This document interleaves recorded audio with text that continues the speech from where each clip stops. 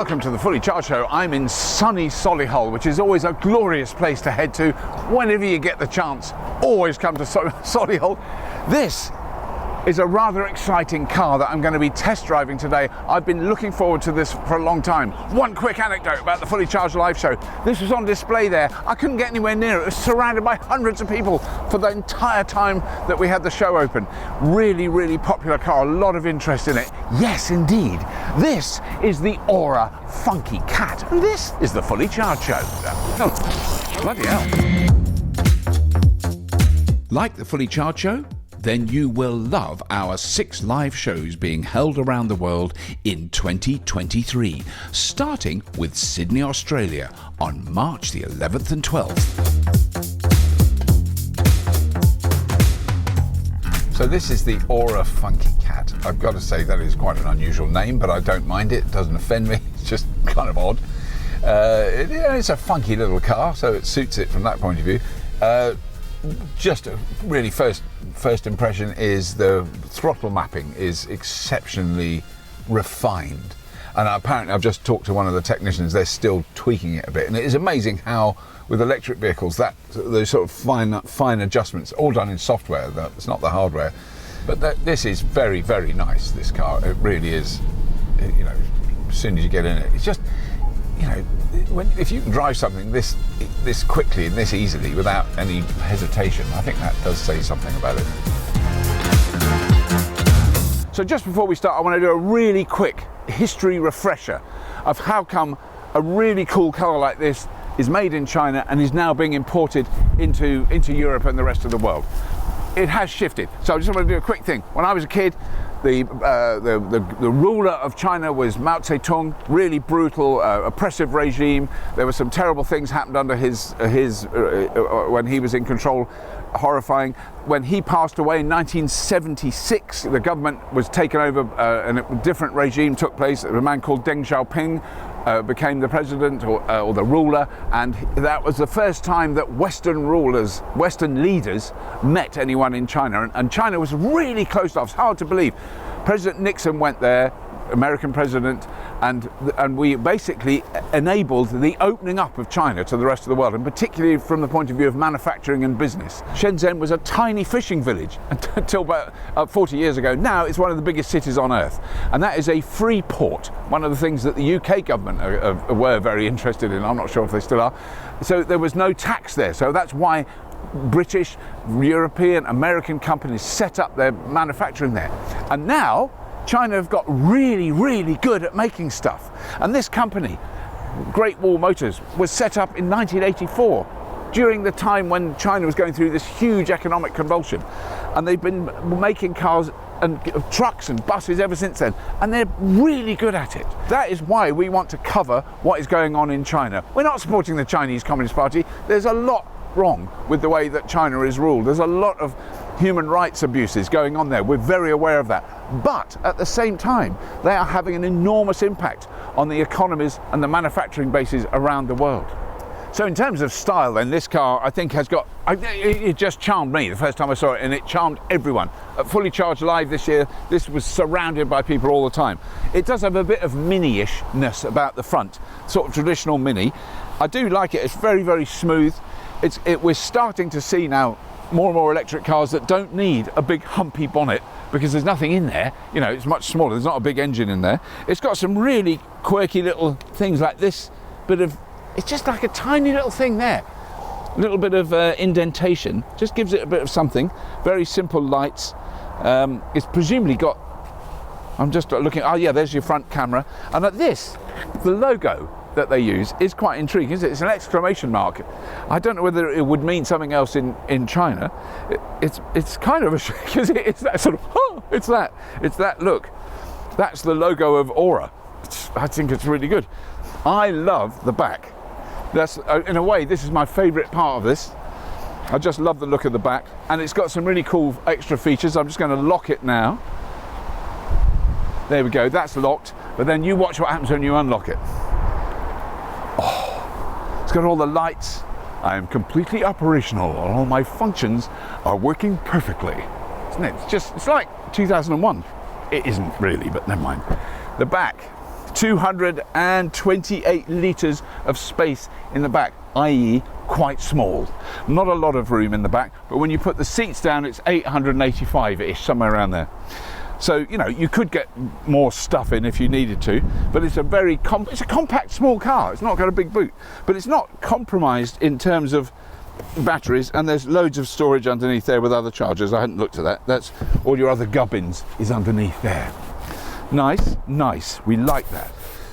Now, the interior of this car, that's when it really jumps up a notch. I think the outside is kind of, I don't know if I'd use the word mundane, but it's not spectacular. And I really like that about it. It's just a normal looking car. The interior is just a notch above. It is way above what you expect when you look at the outside. So they have talked about the quality of the materials, and they are very nice. There's nothing in here that's kind of wobbly or scratchy, or it's beautifully done. I don't know what the materials are. It's very hard to tell. There's certainly no big PR push about it being vegan leather and recycled. There's nothing. No one's mentioned anything like that, and it doesn't look like that's what it is. I don't think it's unlikely to be real leather. Really good screens, a very nicely adjustable steering wheel, which I do like very much. Comes in, out, up, down. That's really good, because I needed it to go up a bit so that I could see the dash there. It's really crisp graphics on the screens, which is really nice. The sat-nav is, again, we've been using the built-in sat-nav, and that is really good. That works very, very well.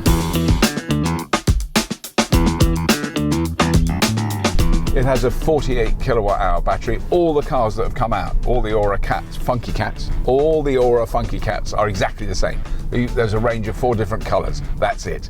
That's the only choice you've got at the moment. Range of 198 miles WLTP, which means realistically I think it is going to be around about 180 would be a reliable range, rain or shine. You know, that's not a ridiculous level. It has what I think is impressive, a 5-year complete car warranty and an 8-year 100,000 mile warranty on the battery and the drivetrain. So whichever comes first, 100,000 miles or 8 years, which says something about the confidence that motor manufacturers now have in batteries. When you think we were told by supposedly experienced and intelligent motoring journalists that you'd have to throw the battery away after 3 years. It's such a stupid thing to say when we didn't know then. So when I indicate and go down a narrower lane, as I've just done, all the cameras come on, and you can see all around you, which is slightly frightening when there's a large Range Rover coming the other way. So here's a good point. There's a good thing that reminded me. Here's a little box, and inside there is a slightly stern headmistress who's keeping an eye on you to make sure you're driving properly. And it will eventually, as far as I can tell, take out. If you just like fall asleep, it will stop the car, which is better than not stopping the car. But it is, some people are going to find that intrusive, you know, that you're constantly being watched, and it's kind of obvious because it's quite a big lump there. You can sort of see it, you're sort of aware of it. I think in other vehicles there's a little camera up in the roof light or something like that, and you know, you're not as aware of it. But that one, I'm kind of keep looking down and going, yeah, they're watching me. I've got to be really careful. Hands on the wheel, eyes on the road, ready to take evasive action if needs be. But it also has, I have sensed it already, very good adaptive cruise control. Works beautifully, very easy to put on. Little lever down here, one flick and it's on, one flick and it's off.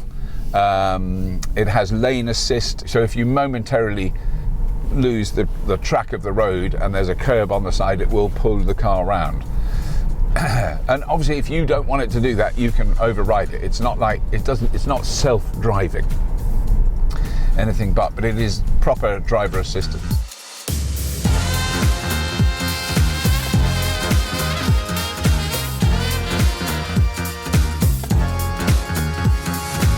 And the other big plus, these buttons here, really simple, and they've got the right things. Your heating on, off, there, a button that you don't need to look down, you'd feel it really easily. Dunk, the heating's on. Your demister there. I drove here in a Tesla Model 3. I had to go through about 4 different settings on a screen while I was on the road to get the demister on. Here I go like that, boom, done, job finished. It's doing it now. A button. It's not that bad. A button is nice. We like buttons.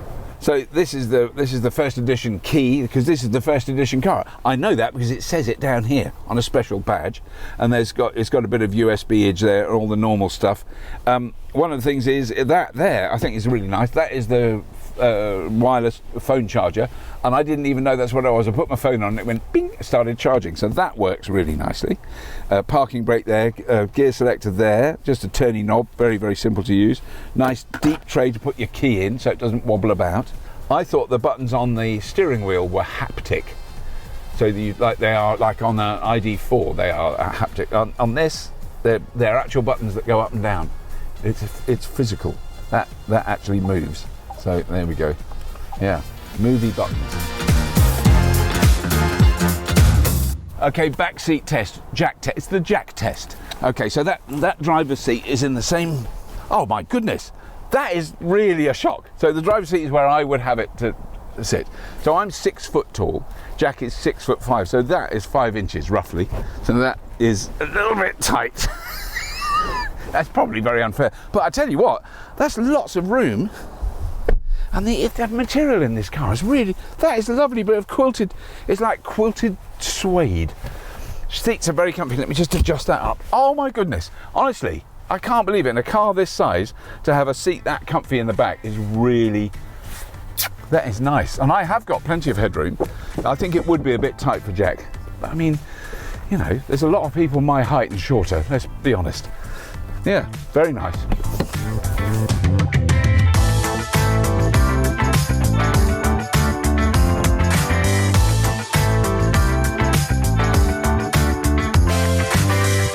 Has a top speed of about 99 miles an hour, which of course is breaking the law in just about every country on earth except Germany.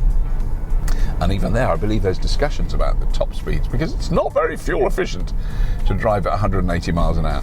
It has quite good voice control of, you know, where you tell it to do things. And I will demonstrate this now.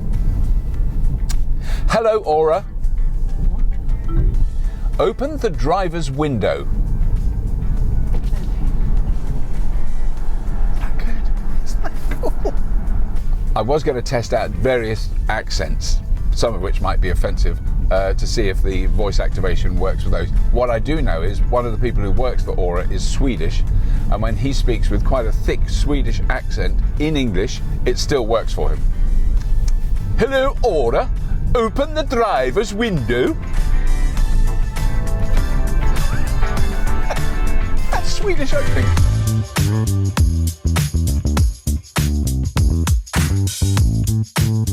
I just want European car makers to check 2 things. Check this car, have a look at it, have a look at the size of it, the weight of it, the way it's put together, and then have a look at our viewing figures. Because if you look at our viewing figures, the bigger and heavier the car is, the less people watch the show. And the smaller it is, even when it gets ridiculously small, the more people watch. And I think that is telling us something about what people are interested in.